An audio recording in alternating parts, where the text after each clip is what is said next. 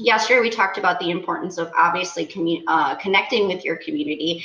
And today, I'm going to be talking about safety. Safety, safety, safety. Anybody who has been following me, anybody who's seen any of my videos, they know that I talk about this topic a lot. Anybody who's worked for me in the past knows that this is one of my biggest, it's something that I believe in so, it's so highly important, and especially right now. And the biggest reason is because your community is scared. They are terrified. They don't know if you're being safe. I'm going to give you guys a little story. A really good friend of mine, Nicole, called me the other night, and she said, what can I be looking out for? How do I know if a restaurant is safe or not? What signs should I be looking out for? I'm terrified. I'm terrified to bring that bag into my house and expose my kids. I'm terrified that I'm going to get a COVID muffin.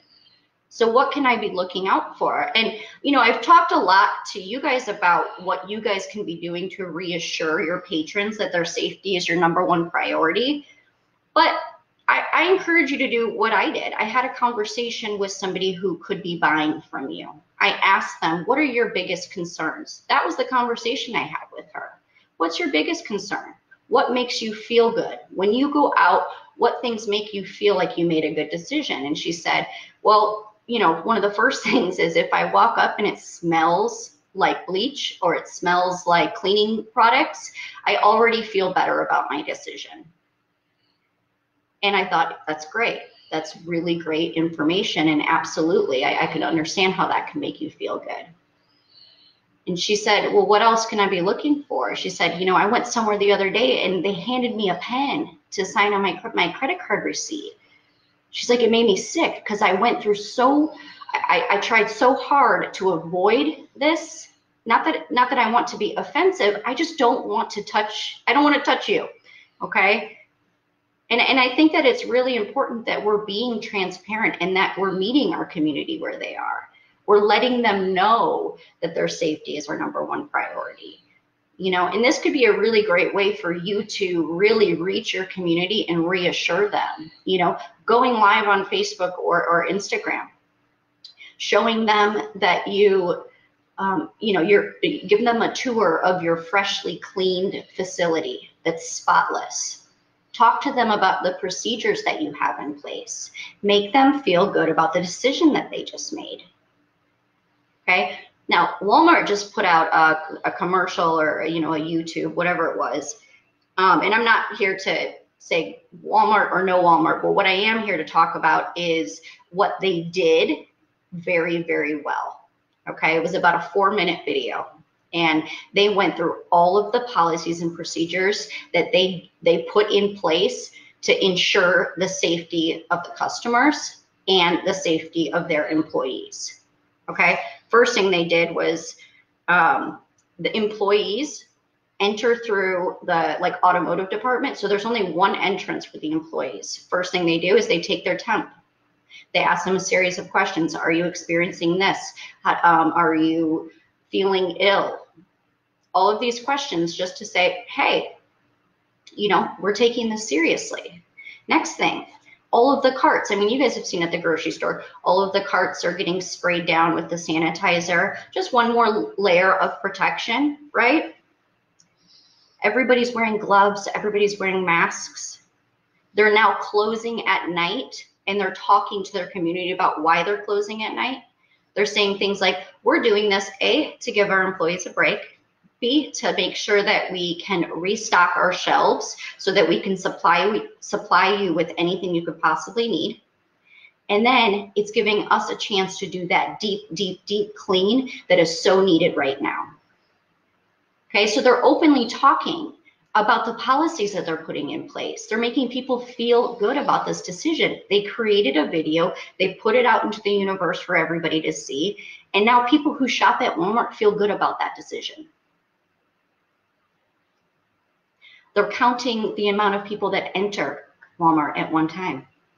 They're saying, they're giving their customers direction. They're saying, hey, if you could just do us a favor, we've put these things in place for you and your safety. But if you could help us by really limiting the amount of people you bring to the store with you, if at all possible, can you do that for us? Because we'd really appreciate that. They're letting them know what the expectations are of the customer as well. Okay? They have wipes available everywhere. They have directional arrows on the floor so that you go down the aisle one way only. So it's not going this way and this way. Literally, it's just to avoid so much cluster in one area. It's like driving on the road, right? That's what they've created there. They have the pharmacy blocked off completely separate. And then they introduced contactless payment, okay? They introduced Walmart Pay, I believe it is, or what it's called. And that's so huge. You know, going back to my friend Nicole, who said, I've done everything I can possibly do. I ordered it online. I've called ahead. I've let them know I'm here. All they have to do is pop it in my trunk. And instead, they're knocking on my window saying, can you sign right here? Because we don't have contactless payment options.